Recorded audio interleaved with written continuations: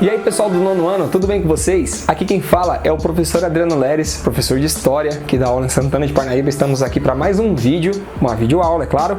E na aula de hoje nós vamos falar sobre, na aula número 2 do segundo bimestre, nós vamos abordar a apostila na unidade 3. Nossa, quanto número, né? Vou repetir. Aula 2, hoje, do segundo bimestre.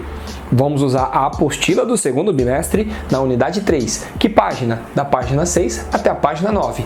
Vamos falar sobre o que, professor? Sobre Getúlio Vargas, que já viemos falando um pouco sobre ele da aula anterior, que eu fiz um breve resuminho sobre ele, mas sugeri algumas coisas que vocês podem pesquisar por conta para ampliar os conhecimentos. Não fique à mercê só do que o professor ensina. Você pode buscar o conhecimento por conta.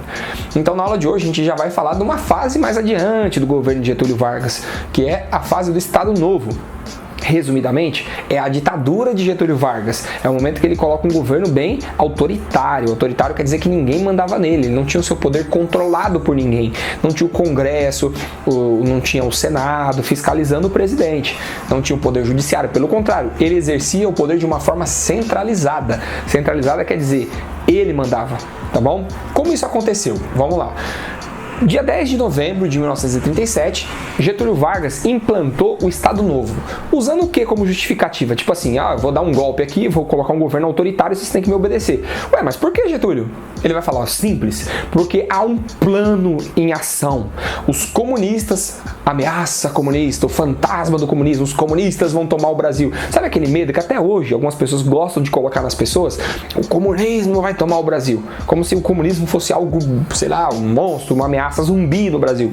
Então, esse medo foi colocado nessa época. Na época, não havia a palavra fake news, mas se houvesse, seria muito bem empregada, porque o Plano Cohen foi parecido com isso. O que é o Plano Cohen? De acordo com alguns aliados de Getúlio, os comunistas estavam tentando, de acordo, viu? Não estou dizendo que eles estavam tentando mesmo, mas foi, sabe aquela coisa da justificativa? Tipo, vamos bater naquela pessoa? Não, mas por que bater naquela pessoa? Tá doido bater naquela pessoa? Não, porque aquela pessoa ali, aí ele vai e inventa uma fake news. Aquela pessoa, ela violentou uma criança. Violentou uma criança, então vamos bater nela. Vocês estão entendendo? Então, assim, eu vou aplicar uma ditadura no Brasil. Não, mas ditadura não é uma coisa legal. Não, mas se eu não fizer isso, os comunistas vão tomar o Brasil. Eita! Não, então vamos fazer ditadura. Deu para entender mais ou menos do que se trata? Então, Plano Cohen é como se fosse, entre aspas, não tinha esse termo na época, só para vocês entenderem, é como se fosse uma fake news de que os comunistas iam tomar o Brasil. Mas tudo é mentira, era mentira. Depois ficou comprovado, se você quiser, pesquisa depois aí sobre o Plano Cohen, coloca aí no YouTube que você vai ver um monte de material sobre isso. Que era mentira, era uma falácia, era uma fake news. Não tinha um termo, mas se fosse hoje, seria uma fake news, tá bom? O Hitler usou algo parecido. Adolf Hitler, antes de tomar o poder na Alemanha, ele simulou lá um incêndio no parlamento alemão, né, que é o Reichstag, não sei se é assim que fala, mas ele simulou e culpou também os comunistas. Então meio que o Getúlio e seus aliados copiaram essa estratégia. Nero, no Império Romano, também ateou fogo no Império Romano e culpou os cristãos. Então dá para lembrar que não é algo tão novo na história. Então toma cuidado quando você vê uma denúncia, alguma coisa assim incriminando uma pessoa, não acredite só na primeira informação, vá procurar mais coisas. E duvide, a dúvida sempre é importante. Estou dizendo para desacreditar de tudo, viu? Estou dizendo para você duvidar. Duvidar é importante e aí você comprova a sua dúvida com pesquisa, com fonte, com coisa séria, tá bom? É isso é importante para a construção do conhecimento, tá bom? Depois que o Getúlio consegue tomar o poder em 1937, ele vai organizar o seu poder. Eu vou resumir, tá, gente? É muito mais que isso, mas vocês fiquem livres para ler a apostila, ler livros, pesquisar na internet, tá bom? Mas os pilares do governo getulista, do Estado Novo, vai ser o poder centralizado, já expliquei isso mais ou menos, né? É o poder total na mão do Getúlio. Ninguém mandava nele. Pelo contrário, ele que nomeava os interventores. O que é interventor? Hoje, pelo menos agora, na gravação desse vídeo, nós elegemos os governadores do estado. Então, por exemplo, o atual governador é o João Dória, certo? Mas pode ser outro, eleito depois, se ninguém gostar do João Dória. Nessa época não era assim, era o próprio Getúlio que nomeava o governador do estado. Então, vamos pensar o seguinte, o Bolsonaro é presidente, aí ele e o Dória não se dão muito bem. Então imagina, é como se o Bolsonaro pudesse tirar o Dória e colocar alguém da confiança dele. Era mais ou menos isso, que é uma ditadura, porque as pessoas, os representantes, têm que ser eleitos pelo povo. Isso é a democracia. Goste ou não goste, tá bom? O que mais?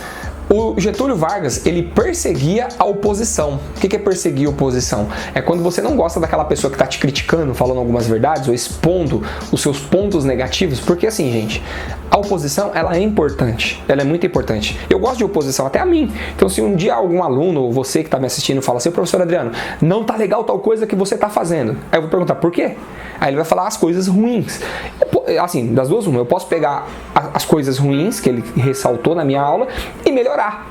Ou eu posso fazer o seguinte, falar, não, vou calar a boca dessa pessoa, vou deletar o comentário dela. E aí deleto o comentário e aí eu fico como se eu fosse maravilhoso, porque ninguém me critica. Só que na verdade é o contrário. Eu estou silenciando, perseguindo a oposição. Estou numa sala de aula, o aluno falou, professor, a sua aula está muito estranha, eu não estou gostando da sua aula por causa disso, disso e daquilo. Se eu sou uma pessoa democrática, eu vou falar assim, nossa, que legal, parabéns pela sua fala, eu vou tentar melhorar nisso, nisso, nisso. Aí na próxima aula eu tento melhorar aquilo que o aluno falou. Professor, sua letra está muito pequena. Aí eu vou lá e tento aumentar na próxima aula. Aí o aluno vem, parabéns. Aí ele vai fazer outra crítica. Porque tem muita gente que é oposição por si, porque não gosta de mim, ou porque não gosta do governante, certo? Aí esse vai criticar tudo, certo? Vai tentar destruir o governo, porque na verdade ele quer ser o governo, tá bom? Então tem que tomar cuidado com isso também. Mas um bom governante, ele pega a crítica e tenta melhorar. Ele chama uma pessoa e fala, não, peraí, mostra pra mim aqui o que tá errado. Na sua opinião, o que eu tenho que fazer? Então eu vou fazer isso, tá certo? Então é assim que um governo democrático deve lidar com a sua oposição. E não perseguindo, maltratando, prendendo, mandando matar, porque isso quem faz são as ditaduras. É na ditadura que um líder do governo, ele persegue a oposição, ele manda embora, ele tira do lugar de trabalho, ele suspende, ele adverte, ele expulsa, tá certo? É na ditadura que isso acontece. Um professor que quando ouve o aluno criticando ele, professor, ó, a sua aula tá errada por conta disso aqui que eu li, ó. Olha, presta atenção nisso aqui, ó. O professor vai lá, então cala a boca, sai da sala, vai pra direção. Esse professor também é um ditador. O professor sensato, democrático, republicano, ele pega, deixa eu ver, deixa eu ler isso daqui, porque pode ser que eu estou desatualizado, acontece, a gente é ser humano. Então a gente tem que estar sempre em constante aprendizado, beleza? Então acho que ficou claro isso aí pra vocês, né? O Getúlio Vargas também cria um departamento chamado Departamento da Imprensa e Propaganda, é o DIP. Eu vou abreviar aqui, né? O Departamento da Imprensa e Propaganda. É um departamento que cuidava da imagem pessoal do Getúlio, fazia ele ser o cara, né? Fazia ele ser uma pessoa querida. Então, isso não é novidade dessa época. Até hoje a gente encontra isso, governantes que investem muito pesadamente na sua propaganda, que aí você olha pelo lugar que você vai andando, na televisão, no jornal, no outdoor da rua, você fala, eita, olha o que está escrito ali, o nosso país é o melhor do mundo em tal coisa, em educação. Às vezes dá vontade de a gente viver no país daquele outdoor.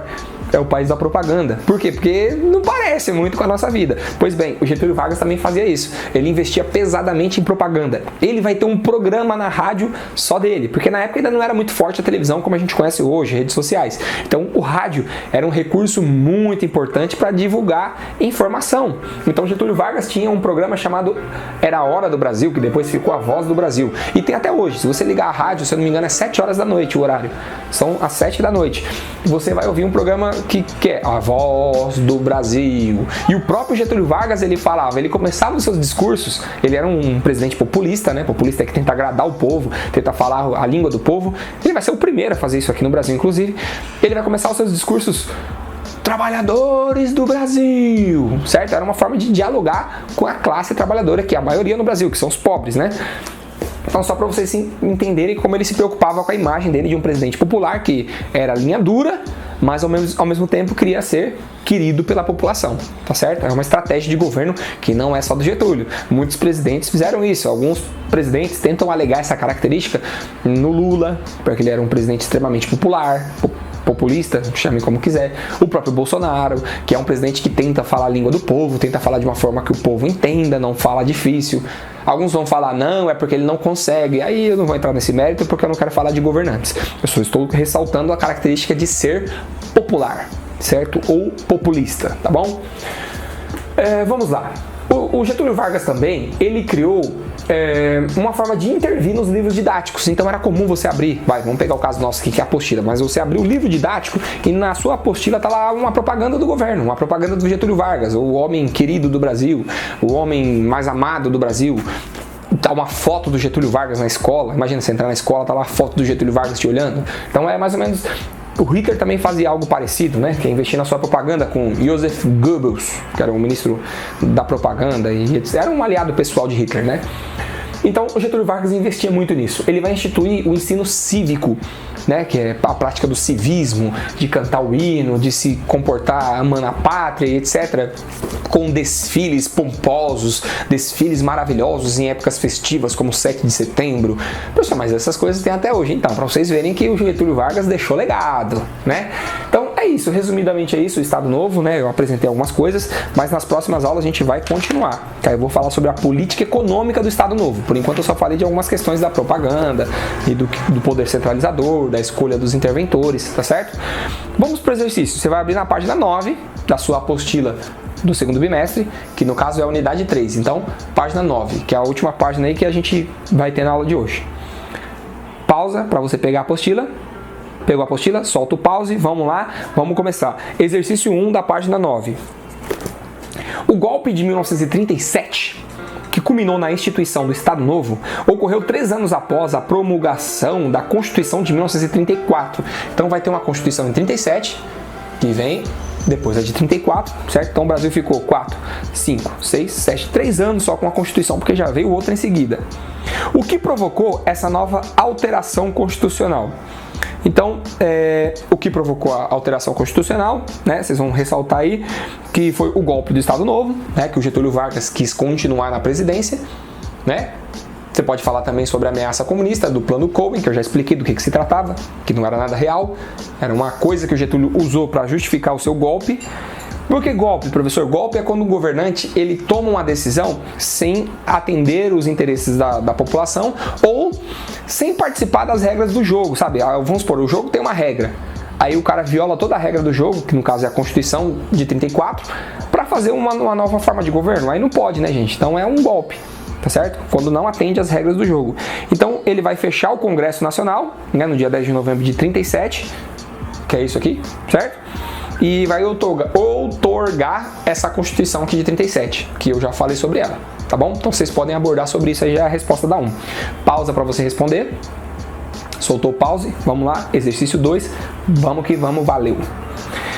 A aprovação da Constituição de 37 foi o marco inicial da era do novo governo Vargas. Com base nessa afirmação e no texto anterior, registre uma síntese do processo que desencadeou a instituição do Estado Novo. Então, o que vocês podem abordar aqui?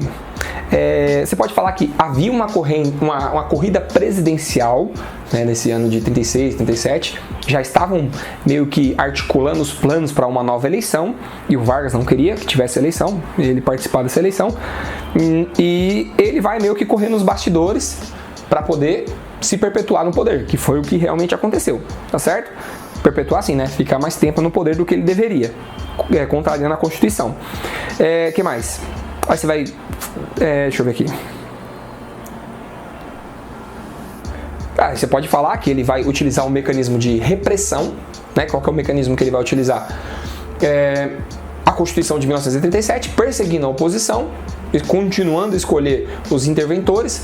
Você pode falar, a pergunta acaba meio que sendo repetitiva, né? Porque está dizendo aqui, com base nessa afirmação do texto anterior, registra uma síntese do processo que desencadeou. O que fez ter esse golpe de 37? A resposta é parecida. Então você pode falar sobre a ameaça comunista, o Plano Cohen, né? Aí você pode falar o que vem depois também, né? Que é o Departamento de Imprensa e Propaganda, que é isso que vai legitimar o poder do Getúlio Vargas depois. Então ele queria continuar no poder, anulando essa ameaça comunista que nunca teve no Brasil, né? Tem alguns comunistas pelo Brasil sim, mas não a ponto de dar um golpe de Estado e tomar o poder no Brasil. Aí também já é demais, beleza?